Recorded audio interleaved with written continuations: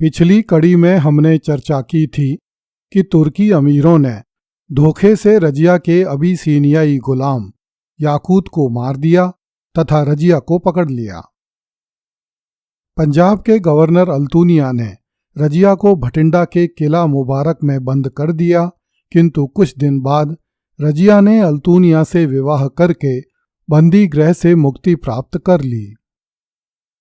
अब अल्तूनिया और रजिया एक सेना लेकर दिल्ली के तख्त पर अधिकार करने के लिए दिल्ली की ओर चल दिए। रजिया के विश्वस्त अमीर मलिक इज्जुद्दीन सालारी तथा मलिक कराकश आदि कुछ अमीर भी रजिया एवं अल्तूनिया से आ मिले।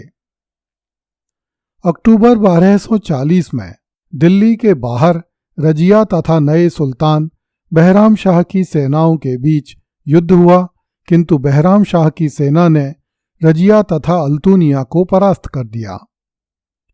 रजिया और अल्तूनिया युद्ध में परास्त होने के बाद युद्ध के मैदान से भाग निकले, किंतु कैथल के निकट कुछ स्थानीय लुटेरों ने अल्तूनिया तथा रजिया को पकड़ लिया और धन प्राप्ति के लालच में उनकी हत्या कर दी।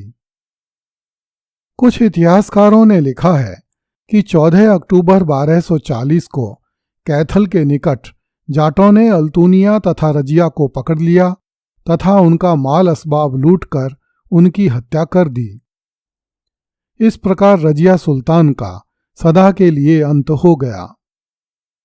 एक अन्य मत के अनुसार रजिया तथा अल्तूनिया को पकड़कर दिल्ली लाया गया तथा बहराम शाह के आदेश से उन्हें दिल्ली में मार डाला गया। दिल्ली में तुर्कमान गेट पर रजिया का मकबरा बताया जाता है। इस मकबरे को राजी एवं साजी का मकबरा कहा जाता है। लोक मान्यता है कि साजी रजिया की बहन थी, किंतु इतिहास की किसी भी पुस्तक में साजी का उल्लेख नहीं मिलता। रजिया की हत्या कैथल में हुई, किंतु उसकी कब्रगाह 3 भिन्न स्थानों कैथल, दिल्ली तथा टोंक में स्थित होने का दावा किया जाता है। उसकी वास्तविक कब्रगाह के बारे में कोई पुरातात्विक अथवा ऐतिहासिक साक्ष्य नहीं मिलते हैं। दिल्ली की कब्रगाह तुर्कमान गेट के पास शाहजहानाबाद में बुलबुले खाना में स्थित है। कैथल में एक मस्जिद के निकट रजिया तथा अल्तूनिया की कब्रगाहें बताई जाती हैं। ईस्वी 1938 में भारत के वायसराय लॉर्ड लिनलिथगो कैथल आए। उन्होंने कैथल में रजिया की कब्रगाह का जीर्णोद्धार करने के लिए कुछ आर्थिक सहायता भी उपलब्ध कराई। उनके निर्देश पर भारतीय पुरातत्व विभाग के महानिदेशक भी कैथल आए, किंतु द्वितीय विश्व युद्ध छिड़ जाने के कारण इस कब्र का जीर्णोद्धार नहीं कराया जा सका। यद्यपि रजिया इल्तुतमिश के उत्तराधिकारियों में सर्वाधिक योग्य तथा राजपद के सर्वाधिक उपयुक्त थी, परंतु तुर्की भारत के दूषित राजनीतिक वातावरण में वह शासन चलाने में असफल रही तथा लगभग 3.5 साल बाद ही उसका पतन हो गया।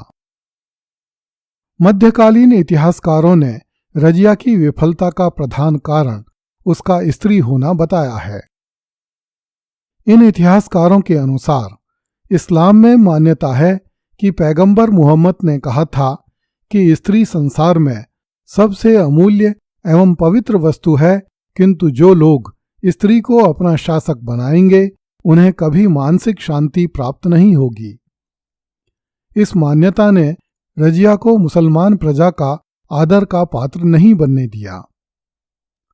कहा नहीं जा सकता इन मध्यकालीन इतिहासकारों के इस दावे में कितनी सच्चाई है, किंतु यह सच है कि तुर्की अमीर किसी भी कीमत पर रजिया को शासन में सफल नहीं होने देते तथा जब तक रजिया जीवित रहती उसके विरुद्ध यही सब होते रहना था और एक दिन रजिया को इसी तरह मार दिया जाना था। रजिया द्वारा पर्दे तथा औरतों के कपड़ों का परित्याग करके पुरुषों के कपड़े धारण कर लेने से न केवल तुर्की अमीरों के अपितु मुल्ला मौलवियों और उलेमाओं के अहंकार को भी गहरी चोट पहुंची थी।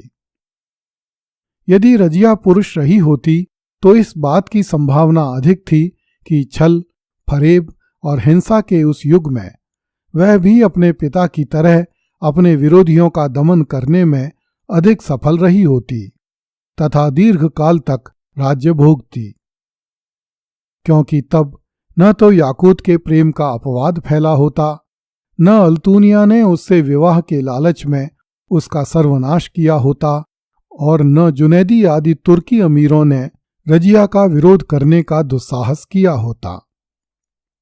रजिया की असफलता का दूसरा कारण चालीसा मंडल के तुर्की अमीरों का स्वार्थ तथा उनका शक्तिशाली होना बताया जाता है, जिन्हें इल्तुतमिश ने शासन कार्य चलाने के लिए नियुक्त किया था। दिल्ली सल्तनत में इन तुर्की अमीरों का प्रभाव इतना अधिक था कि वे सुल्तान को अपने हाथों की कठपुतली बनाकर रखना चाहते थे, जबकि रजिया ने उनका अंकुश स्वीकार नहीं किया तथा स्वयं अपने विवेक से काम लिया।